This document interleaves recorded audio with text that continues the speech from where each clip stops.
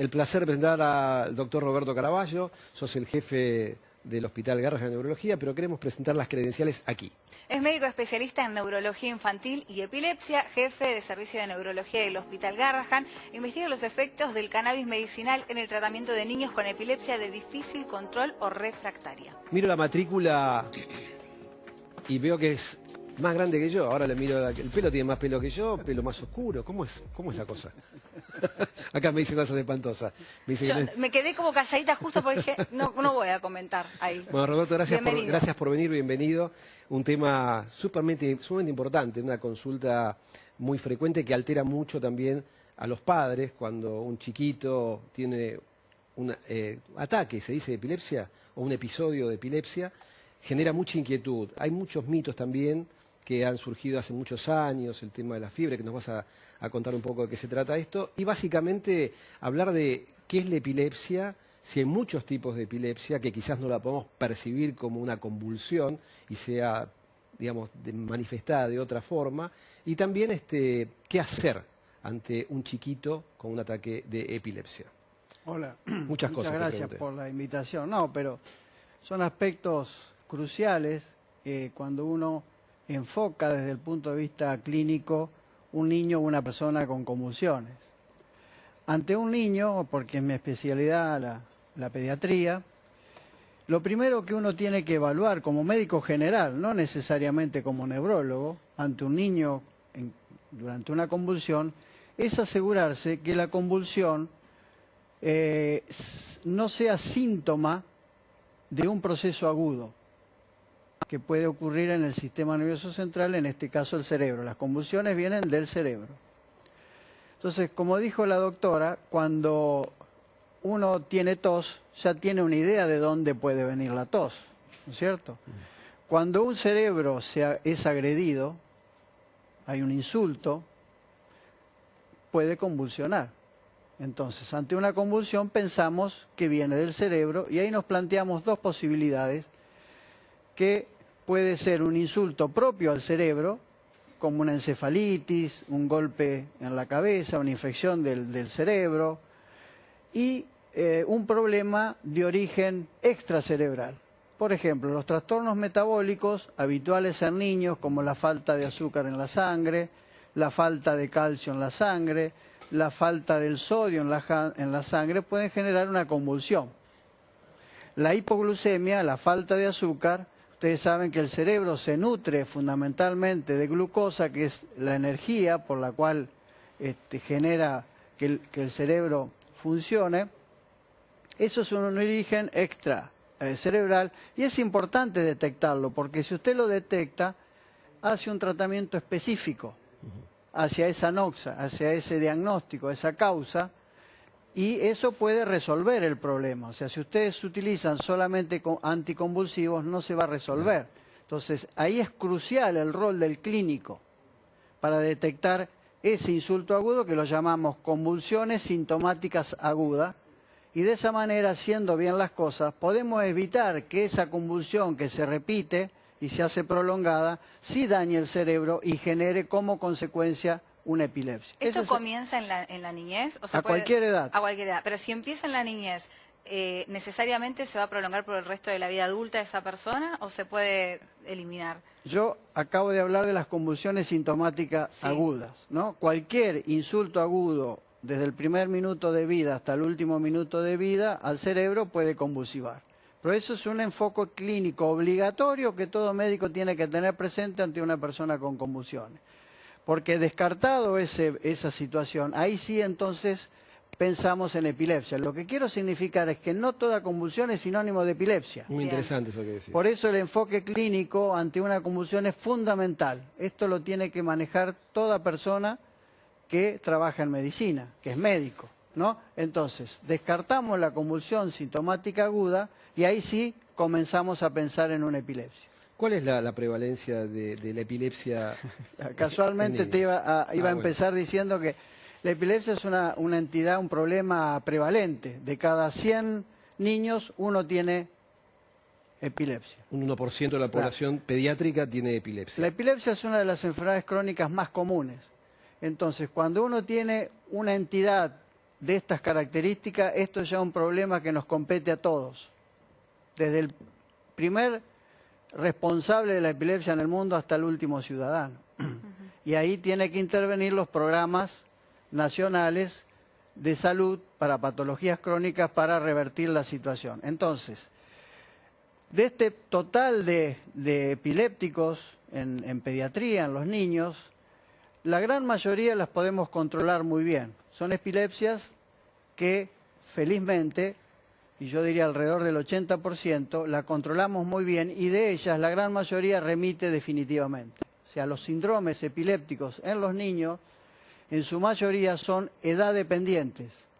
Aparecen en diferentes edades y de acuerdo a la edad de inicio, al tipo de crisis y al patrón electroencefalográfico, nosotros le ponemos el nombre y apellido. Y son síndromes generalmente autolimitados, o sea, así como aparecen, desaparecen solos. Acá tenemos una placa que dice socorrer en 11 pasos. Eso iba a preguntar, porque Me yo imagino, gustaría que te pares. me sí, llega claro. a pasar a mí Y que te tengo que pongas- asistir a alguien y no sabría por dónde arrancar, Ponete en ¿no? esa punta y hacemos el recorrido del paciente, los 11 pasos del paciente y la familia. ¿Qué hay que hacer en el caso de que estemos frente a nuestro hijo, a un sobrino, Bueno, a un chiquito que es un episodio de epilepsia? Podemos repasar esto. Podemos repasarlo, me Aparentemente gustaría está que lo muy bueno. repases. Sí, Sí. lo primero es mantener la calma, eso es fundamental porque Es difícil, es convengamos. difícil. Uno ha vivido Pero está estas bueno situaciones. que vos lo digas. Claro, uno ha vivido esta situación en la playa, en una plaza, en cualquier... Y la reacción de la gente no se imagina. Uno puede observar... Cualquier cosa. Cualquier cosa. Cualquier Exactamente. cosa, el palito, el pañuelo, Cualquier cosa. la Entonces, lengua. A ver, calma. fundamental mantener la calma. ¿No es cierto? Bien, Segundo paso. Obviamente no hay que trasladarlo. bien. Hay que, sí, no moverlo, sí moverlo si estamos muy cercanos a un objeto que lo puede dañar. Claro. Entonces ahí sí hay que separarlo un poquito. Asegurar el área, como se dice. Obviamente no hay que gritar, no hay que tomar ninguna reacción, hay que mantener la calma. Seguimos con la idea del primer paso.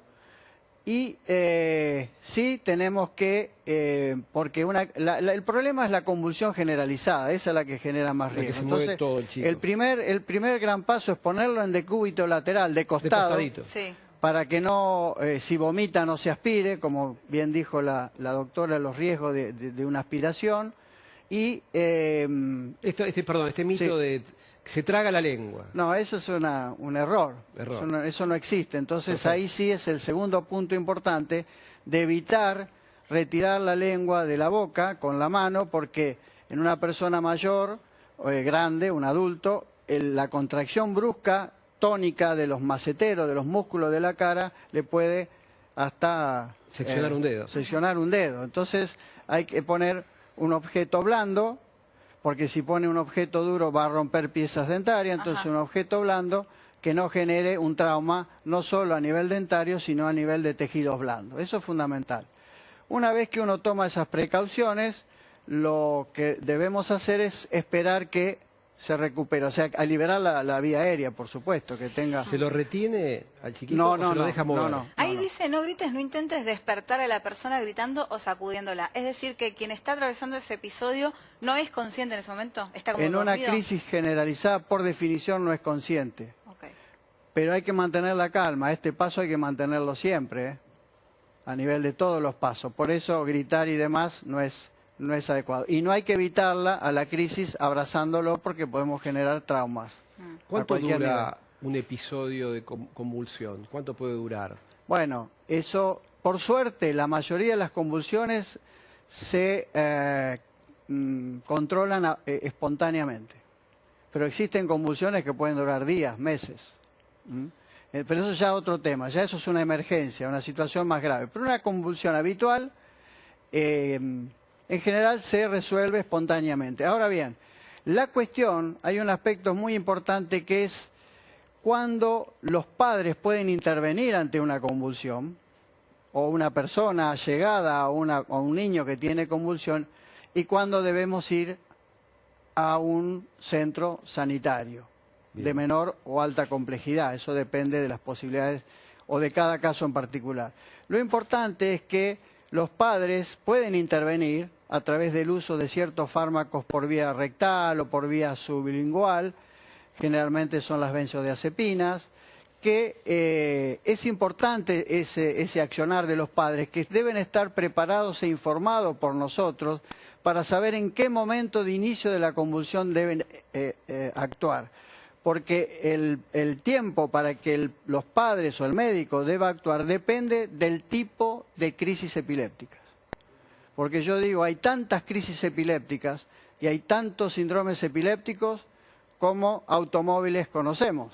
Y a su vez, si usted analiza un automóvil, me va a preguntar de qué modelo. Lo mismo pasa con la epilepsia y con las crisis. Imaginemos que un chiquito tiene un episodio febril y esto le puede desencadenar una crisis epiléptica, puede ser así. Exacto. Los padres, sabiendo que ha hecho un episodio febril porque está con un episodio infeccioso agudo, ¿tienen que consultar igualmente al neurólogo posteriormente a esto? Muy buena la pregunta. La convulsión febril es el tipo de convulsión más frecuente de todas. Si usted analiza todas las formas de convulsiones a cualquier edad, es el cuadro más común. Es cierto, generalmente recurren al pediatra. Claro. Un pediatra bien preparado, obviamente, como existe en la Argentina, puede manejar perfectamente una convulsión febril. ¿Cuál sería la convulsión febril que debería ser consultada al neurólogo? Aquella que tiene factores de riesgo, que por suerte son las menos. Las más comunes son las que llamamos típicas o simples. Esa la resuelve y la maneja el pediatra sin ningún problema. Las otras sí necesitan ser derivadas a un neurólogo porque probablemente esas formas con riesgos, con factores de riesgo, las debemos manejar con anticonvulsivo durante un cierto tiempo. Bien. Pero también son edad dependientes las convulsiones febriles, por suerte desaparecen con el desarrollo. Bueno, ahí estoy terminando de repasar, ¿no? Hablamos de la boca. ¿Qué pasa con esto de la almohada que aparece ahí como un ítem importante? Por eso decíamos de evitar que se golpee su cabeza. Ah, es para eso. Es para eso. Entonces hay que alejarlo y ponerlo obviamente en una posición donde, porque el paciente se sacude. Y al sacudirse puede tener movimientos violentos, motores y la cabeza también, y eso puede impactar y generar algún trauma como consecuencia. Vos hablaste de una variedad de epilepsias que no es una sola, sino que es un conjunto de situaciones. ¿Cómo llegás al diagnóstico de cada situación, de cada condición, de cada chico? Claro. ¿A través de qué estudios? Muy importante la pregunta, siempre lo digo, y aquel médico que esté muy bien preparado en el conocimiento de los síndromes convulsivos, mire usted, ¿no? Lo fundamental es la clínica. Perdona que te dije usted, pero vos lo sabés tanto o más que yo, que la clínica es fundamental. Soberana, como se dice. Soberana. Entonces, una convulsión, un síndrome convulsivo, de estos que yo mencioné, de los más comunes, de 80 de cada 100 niños, si vos estás bien preparado, lo podés manejar perfectamente en el pueblito más pequeño de la Argentina o en Buenos Aires. Pero tenés que tener un conocimiento profundo de los síndromes. Porque ante la primera entrevista con un niño que consulta por convulsiones y hablando con los padres, vos ya podés determinar ese síndrome. Y hoy las clasificaciones internacionales reconocen a ese síndrome que está haciendo un estudio, pero vos ya tenés una presunción muy clara. O sea que si vos estás en un pueblito pequeño y no tenés un electroencefalograma y no tenés una resonancia, una tomografía, lo podés diagnosticar igual. Bien, Yo perfecto. quiero hacerle una pregunta más, pero lo invito a acercarse un poco, así lo toma mejor la cámara, porque lo estamos viendo de costado, hay que verlo de ¿Estamos viendo de frente. costado? Ah, Estamos viendo de costado hace como 15 minutos. No me dejes. Pero no, Gracias. quiero preguntarle por uno de los siento, puntos sí. del currículum. Mira, qué bueno que lo pusieron acá de vuelta. vamos a Investiga tener los tiempo. efectos del cannabis. No tenemos demasiado tiempo, pero no me gustaría dejar de preguntar por esto. ¿Qué sabemos No, hasta ahora? Claro. Con esta pregunta cerramos un poquito el aspecto relacionado a la epilepsia. ¿Por qué? Porque les hablé de la mayoría de los síndromes, que por suerte andan muy bien, pero tenemos un 20% que son las fármacos resistentes, que no responden al tratamiento. Y aquí es donde el cannabis juega su rol importante. Es decir, estas formas fármaco-resistentes, algunas son muy severas. Y todavía la ciencia, la medicina, no ha podido darle una ayuda a estos niños. Por lo tanto, siempre estamos buscando nuevas alternativas terapéuticas, que Bien. son con fármacos o no farmacología. Y aquí, en este grupo de niños, entonces tiene su lugar el cannabis. Bien, veo la foto ahí en el video, muchos amigos. El tema es interesantísimo, hablar de la farmacología de la epilepsia y también el uso de cannabis. Eso sería una nota aparte, ¿no? Me encantaría, Te comprometemos. sí, te comprometemos claro. para la próxima para hablar de esto y qué está Con haciendo mucho el gusto. Hospital Garrahan y tu servicio con respecto al uso de cannabis medicinal para el tratamiento de las epilepsias refractarias. Con Gracias, mucho gusto. te quedas con nosotros. Sí, claro. Muchas gracias.